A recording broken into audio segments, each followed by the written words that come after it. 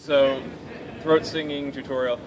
The easiest way to teach it, take a note, preferably in the middle of your range, because something that's nice and resonant for you. Take that note, heavily nasalize it, and then go from the E to the vowel. Try and go back and forth until you find an overtone that is really distinguishable. So here's a quick demonstration.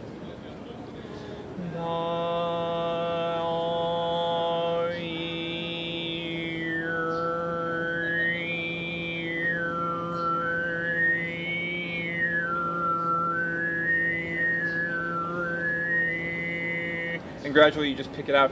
Another good way to do it is once you've found that one overtone that you can distinguish, you're like, oh, I have that one. You go through all this stuff.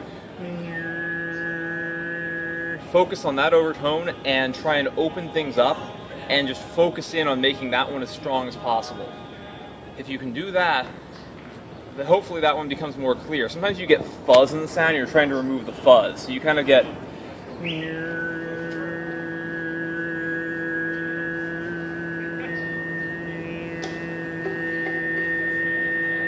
And it's kind of, sometimes you can tell it's not quite perfectly clear. You're trying to really make it clear. Preferably without pushing or creating more necessarily volume here. Question then. Yes. So you nasalized at one point. Eventually do you pop your soft palate up and stop nasalizing? No, actually. The nasalization seems to be necessary to making it happen, inherently. I think it's because nasalizing a tone dampens your overtones. And normally that's a very bad thing, but here, something about it seems to help dampen all of the ones you don't want to hear, allowing the one you do want to hear to come through. Cool.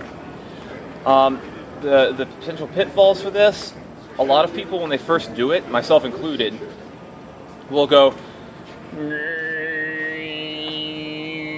I can hear something there, so I better hold up just like this.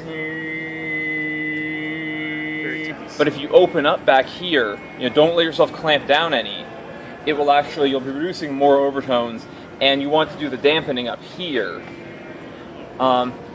It's really easy also to get like jaw and tongue tension within it. The less of that you can have as normal, the better. Some people think it's unhealthy because they feel like you inherently are going to have tension in your tone when you do this. And I would say it's not necessarily going to happen. I mean, I tended to have some tension in my tone when I first did this, and gradually it's gone away. It's just a practice thing like anything else. Cool. So yeah, I would just recommend goofing around with it to figure out how it fits for your body, because I really don't know anything more about how to teach it. I just know how it works for me. Yeah. So you need 3 others so you can chord quartet.